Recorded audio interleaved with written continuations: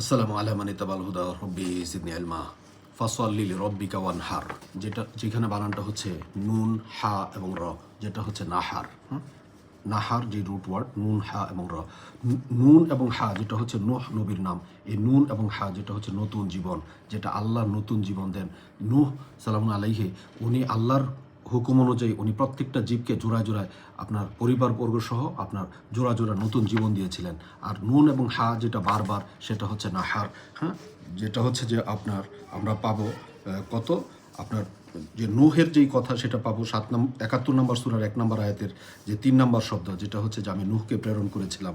আর যে আপনার যে 15 নম্বর সূরার যে সূরা আল হিজরের 23 নম্বর আয়াত, এর মধ্যে যে 3 নম্বর যে শব্দটা, সেইখানে আমরা পাবো ওয়া ইন্না লা নাহনু নূহি, যেটা হচ্ছে যে আমি জীবন দিই, অনুমিতু ওয়া নাহনু ওয়ারিসুন।